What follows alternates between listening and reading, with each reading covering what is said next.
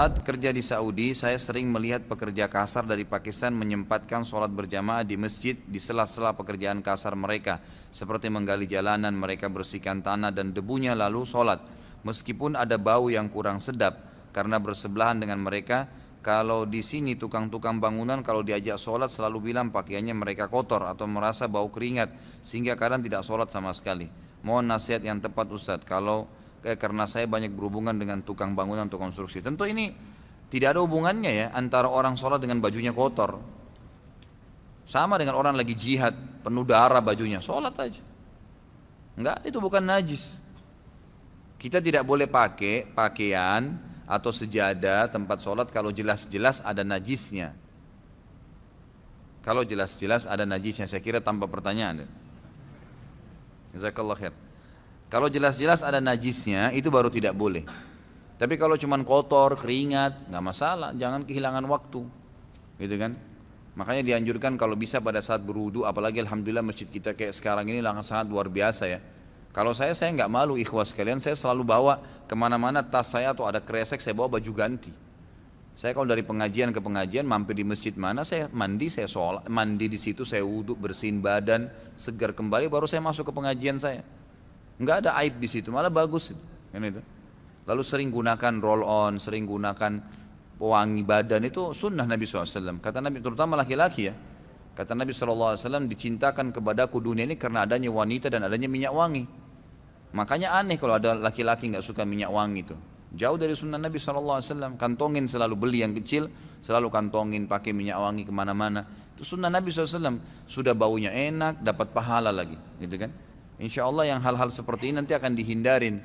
Ini berhubungan dengan masalah perlunya orang menjaga sholat walaupun bajunya kotor, yang penting tidak najis.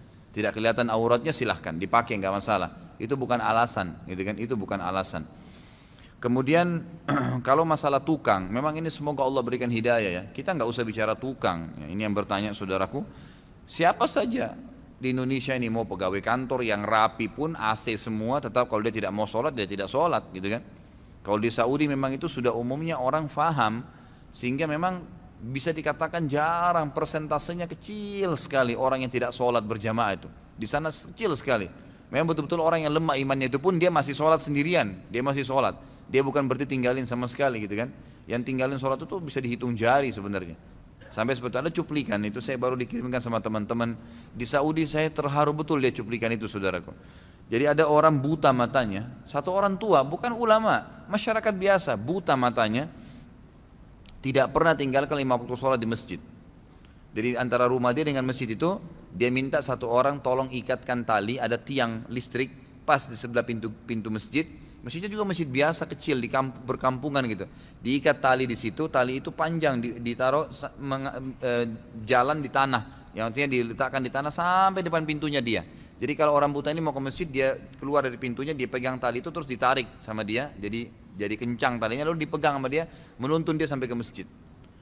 Buta, nggak bisa, nggak ada yang tuntun, sendirian tinggal di rumahnya, tapi tidak tinggalin 5 waktu sholat di masjid. Ada cuplikan yang lain luar biasa ikhwah. Orang lumpuh, dia bahkan kalau mau jalan ke masjid itu, kalau dia mau jalan dia bolak-balikan badannya, tangannya nggak ada, kakinya nggak ada, tapi luar biasa nggak tinggalin sholat berjamaah di masjid. Ada cuplikan-cuplikannya tuh di Saudi, unik-unik gitu, luar biasa gitu. Mereka betul-betul memang mungkin sudah penanaman iman ya dari orang tuanya kepada anak-anak ini. Mudah-mudahan Allah berikan hidayah orang-orang kita gitu. Ya ini pekerja-pekerja kasar bukan cuma sholat, Ramadan nggak puasa, gitu kan. Padahal di Saudi itu orang puasa semua walaupun bekerja keras gitu ya. Mereka tetap puasa, buka puasa rame-rame gitu, tidak mengganggu. Dan ini memang sudah pesunan Nabi SAW, dan itu kan tergantung sugestinya. Kalau kita puasa, kemudian sudah disugesti awalnya negatif, sebentar jam 11 saya haus nggak ya? Saya lapar nggak ya? Ya haus dan lapar benar. Tapi kalau kita memang niatnya sugesti, niat itu sebenarnya sugesti ya. Sugestinya dia, saya insya Allah sampai azan maghrib tahan, insya Allah sampai isya pun saya tidak lapar. Memang benar, insya Allah kan seperti itu. Mungkin buka puasa cuma seteguk air, makan kurma cukup buat dia, habis isya, habis tarawih baru dia makan. Ada orang begitu, nggak ada masalah buat dia. Itu kan jadi tergantung niatnya.